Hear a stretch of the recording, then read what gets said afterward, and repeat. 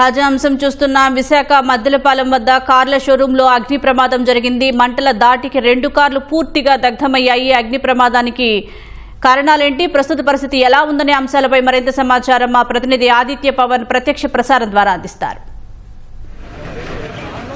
ప్రస్తుతం మనం విశాఖలోని ఇసుకతోట పరిసర ప్రాంతం దగ్గర ఉన్నాం. ఇక్కడ బహుళ అంతస్తుల భవనంలో ఈ ఉదయం సుమారుగా 6 గంటల ప్రాంతంలో మంటలు వ్యాపించి మొత్తం ఇది 5 అంతస్తుల భవనం. కింద 2 సెల్లార్లు ఉంటాయి.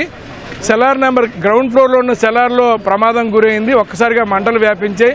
ఇక్కడ ఉన్నటువంటి సెక్యూరిటీ గార్డ్ చూడడం, అలాగే చుట్టుపక్కల వారు చూడడంతో వెంటనే ఫైర్ సిబ్బందికి సమాచారం ఇచ్చారు. ఫైర్ సిబ్బంది వెంటనే కూడా సంఘటనా ప్రాంతాన్ని చేరుకున్నారు. ముఖ్యంగా ఇది కార్ల సంబంధించినటువంటి షోరూమ్ ఇది. అందువల్ల కార్లకు కూడా అగ్ని ప్రమాదానికి గురయ్యాయి. మొత్తం ఈ 5 అంతస్తుల భవనంలో కూడా పొగ వ్యాపించింది. ఒక ఫంక్షన్ హాల్ ఉంది, అలాగే ఇక్కడ జిమ్ కూడా ఉంది.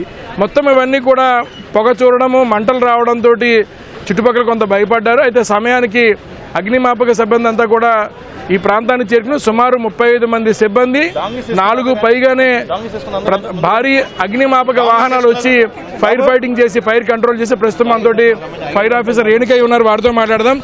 ఏం జరిగిందండి ఈ భవనంలో, ఏం జరిగిందని, ఎన్నింటికి ఫైర్ జరిగినట్టు తెలిసింది, మొత్తం ఎలా ఫైర్ ఫైటింగ్ చేశారు? ఇది సుమారు మార్నింగ్ 7 o'clockకి మనకి సమాచారం అందిందండి. అందిన వెంటనే మనం విశాఖపట్నం ఫైర్ స్టేషన్ నుంచి ఏడిఎఫ్ఓ గారు వారికి సిబ్బందితో రావడం జరిగింది. ఇక్కడున్న సిచ్యువేషన్ తీవ్రతం బట్టి ఫర్దర్ కాల్స్కి ఇవ్వడం జరిగింది. వేరే స్టేషన్స్ కూడా సుమారు 7 వెహికల్స్ మనం డిప్లాయ్మెంట్ చేశామండి. 35 మంది స్టాఫ్, 3 ఏడిఎఫ్ఓలు, మైసెల్ఫ్ అందరం వచ్చేసి దీనికి వచ్చి సమిష్టి కృషి చేశామండి. ఇది ఇనిషియల్గా ఫైర్ వచ్చేసరికి సేగాలో జరిగినట్టు మాకు అర్థమైంది. సో మనం ఏం చేస్తామంటే ఒక పక్క రెస్క్యూ ఆపరేషన్ చేస్తూ ఎవాక్యుయేషన్ చేసుకుంటూ ఒక పక్క ఫైర్ ఫైటింగ్ ఆపరేషన్ స్టార్ట్ చేసామండి. ఇక్కడ సెగా 1, సెగా 2 2 ఏరియాస్లో ఫైర్ క్యాచ్ అయింది. సో మనం 2 టీమ్స్ 2గా డివైడ్ అయిపోయి ఒక ఏడిఎఫ్ఓని ఒక ఫైర్ ఫైటింగ్ వైపు నుంచి ఇంకో ఏడిఎఫ్ ఇంకో వైపు నేను ఓవర్ మానిటరింగ్ చేసుకుని పైన ఎవాక్యుయేషన్ చేసామని దింపడం జరిగింది. ఇక ఈ సిచ్యువేషన్లో మా వారు 35 మంది టీంతో పాటు అసిస్టెంట్ డిస్ట్రిక్ట్ ఫైర్ ఆఫీసర్ 3 నేను వచ్చి రావడం జరిగింది. 7 వాహనాలు డిప్లాయ్మెంట్ చేయడం జరిగింది. ప్రెజెంట్ అయితే అదే సిచ్యువేషన్.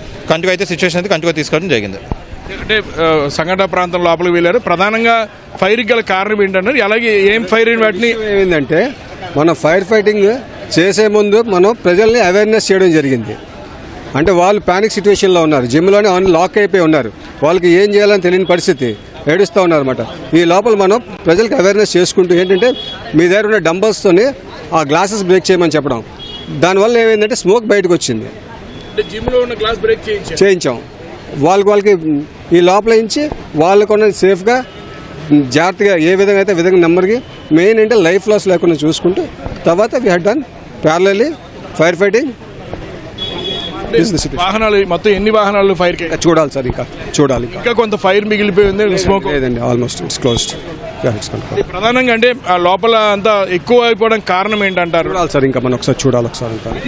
ప్రస్తుతం అయితే మంటలు అదుపులోకి వచ్చాయి. మొత్తం 35 మంది సిబ్బంది, విశాఖ చెందిన అగ్నిమాపక సిబ్బంది అంతా కూడా పనిచేశారు. 4 భారీ ఫైర్ వాహనాలతో పాటు చిన్న వాహనాలు మరొక 10 అదనంగా మొత్తం 14 వాహనాలు ఇందులో పనిచేసాయి, ఫైర్ ఫైటింగ్ చేసాయి. మనం చూడొచ్చు పైన ఇక్కడ ఒక జిమ్ కనిపిస్తుంది. ఆ జిమ్లో ఫైర్ జరుగుతున్న సమయంలో సుమారుగా ఒక 10 మంది దాకా ఉండిపోయారు. వారిని వెంటనే ఆ అద్దాలని బ్రేక్ చేసుకుని బయటికి రావడంతో, వారిని అక్కడ ఉన్న డంబెల్స్ కొట్టడంతో అద్దాలు బ్రేక్ చేయడంతో వారంతా బయటకు వచ్చారు. అలాగే కింద ఒక ఫంక్షన్ హాల్ ఉంది. ఈ కింద కనిపిస్తుంది మనకి ఇది కార్ల షోరూమ్. మొత్తం ఇది 5 అంతస్తుల బహుళ భవనము. సుమారుగా 6 గంటల నుంచి కూడా ఈ ఫైర్ ఫైటింగ్ కొనసాగింది. అయితే ప్రస్తుతం అంతా కూడా మంటలు అదుపులోకి వచ్చాయి. ఫైర్ సిబ్బంది అంతా కూడా మంటలు అదుపులోకి వచ్చినట్టు తెలియజేస్తున్నారు. అయితే ఎంత నష్టం జరిగిందనేది మాత్రం ఇంకా అంచనా వేయవలసి ఉంది. ఇప్పుడే ఈపీడీసీఎల్ చెందినటువంటి అధికారులు కూడా వచ్చారు. ఎందుకంటే విద్యుత్ షార్ట్ సర్క్యూట్ జరిగింది అనేటువంటి అంశం పరంగా పరిశీలిస్తారు. ఈపీడీసీఎల్ చెందినటువంటి అధికారులు కూడా ఈ భవనాన్ని పరిశీలిస్తున్నారు. అసలు ఈ ప్రమాదం షార్ట్ సర్క్యూట్ వల్ల జరిగిందా, విద్యుత్ సంబంధించినటువంటి విద్యుత్ఘాతం వల్ల జరిగిందనే అంశాన్ని పరిశీలన చేస్తున్నారు. ఈపీడీసీఎల్ అధికారుల వైపు ఆ పరీక్షలు కొనసాగుతున్నాయి. ప్రస్తుతం అయితే ఫైర్ ఫైటింగ్ పూర్తయింది. మంటలు పూర్తిగా అదుపులోకి వచ్చాయి. ఫైర్ సిబ్బంది అంతా కూడా మరొకసారి పరిశీలన చేస్తున్నారు. ప్రాథమికంగా సెల్లార్ 1లో చాలా వరకు ఈ యొక్క స్పేర్ పార్ట్లు ఉంచారు. ఎందుకంటే ఇది కార్ల షోరూము, కార్లకు సంబంధించినటువంటి మరామతులకు వచ్చేటువంటి వాహనాలకి రిపేర్లు చేసేటువంటి ప్రక్రియ ఉంటుంది. అందులో భాగంగా చాలా బిడి భాగాలని సెల్లార్ 1లో ఉంచడం జరిగింది. అయితే సెల్లార్ 1లో ఉంచినటువంటి ఆ విడి భాగాల వల్ల కూడా ఎక్కువ ఫైర్ ఎక్కువ జరిగింది, దానివల్ల ఎక్కువ పొగ చూరింది అనేటువంటి అంశాన్ని స్పష్టం చేస్తున్నారు.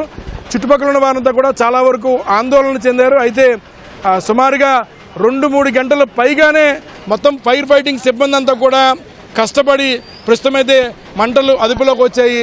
నష్టం ఎంత జరిగిందనే దాని మీద అంచనా కొనసాగుతోంది. కెమెరా పర్సన్ ఏ శ్రీనివాస్తో ఆదిత్య పవన్, విశాఖపట్నం.